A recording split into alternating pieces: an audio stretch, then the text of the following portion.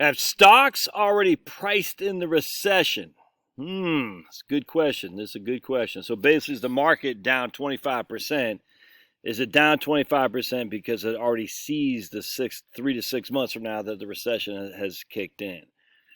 It's a pretty good question here, and I don't know the answer. I think it has, but just because it's already priced in the recession doesn't mean there can't be more pricing declines to go. So keep that in the back of my mind. Look, I said we'll probably get a 30% decline top to bottom. Right, I think 21% now. We hit 24%.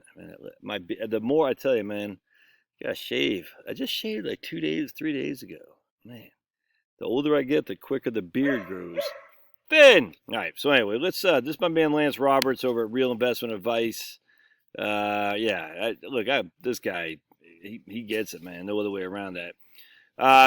He talks about Société Générale. Société Générale. There's another guy at Société Générale I used to read all the time. I forgot that guy's name, but that guy was kicked ass, man. It's been a while. Anyway, our recession.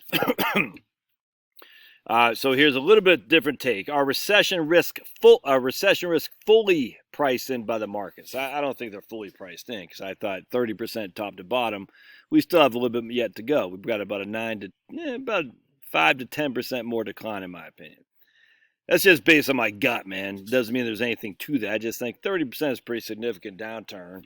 We haven't hit 30%, but not very often do we hit 30%. But that's a pretty significant downturn. That's a fact. And I could easily see this recession being worse than what we've had. 2008 was bad, man. Not going to lie. 2001 and 2 was bad, too.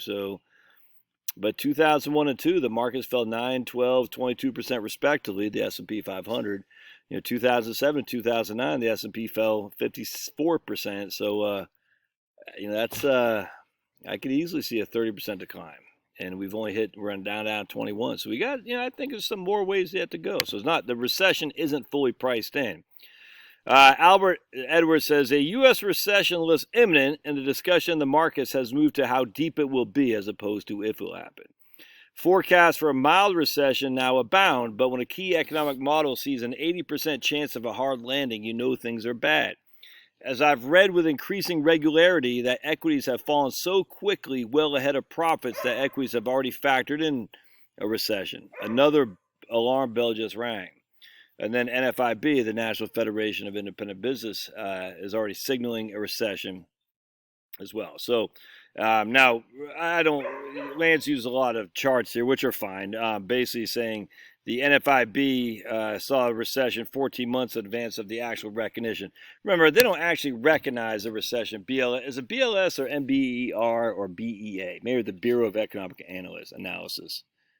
Maybe that's what I can't remember. Hey, one of these guys. MBER, National Bureau of Economic Research, BLS, Bureau of Labor Statistics, and BEA, the Bureau of Economic Analysis. Too many acronyms for too many government entities we need to get rid of. But anyway, be that as it may, they don't recognize the recession. Inherently, they can't recognize it until it's already well and established. Hey, because the recession is backward looking. I mean, they'll say, like, let's see. They're going to wait till June numbers come out before, if we have a recession, the June numbers won't come out till August, and then they'll update it probably in the middle of August to the beginning of September. So, you recognize a recession, you're not recognizing, we're in a recession today. You're like, no, in hindsight, we were in a recession. Now the question is, are we still in one? We don't know until we get the numbers. It's always hindsight, which I don't like. Anyway, so this right here doesn't do anything, but I want to show you something here right quick. This was interesting. Albert Edwards said this.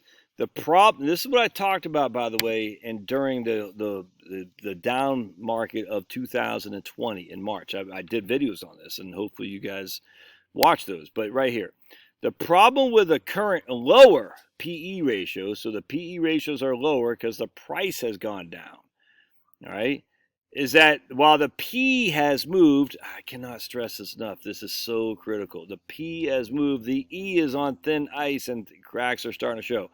What that means is we're still using the previous quarter's E. So here's the P. The P is literally the minute today. Is literally the P changes daily, minute, second. Every minute is changing until the market is closed. So the P is forever fluctuating. But the E stays flat until we get new quarterly reports.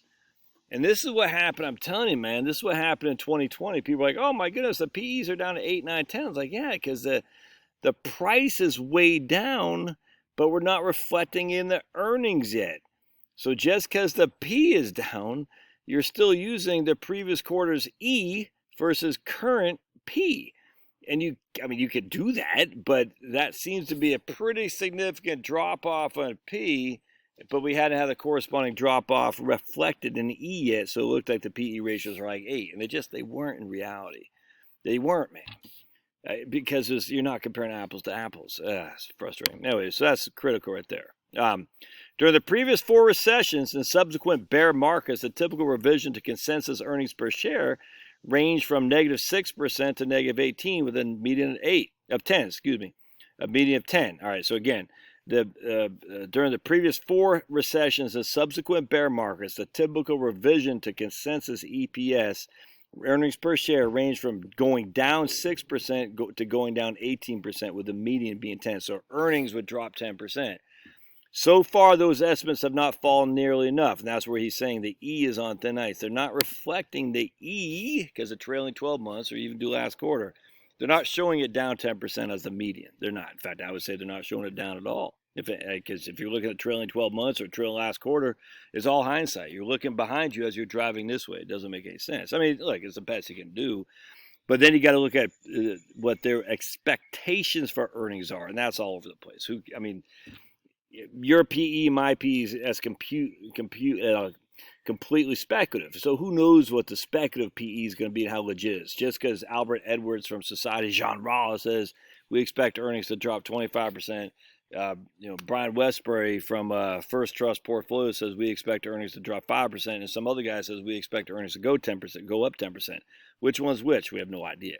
That's forecast. And what they'll do is they'll do like they do those political polls.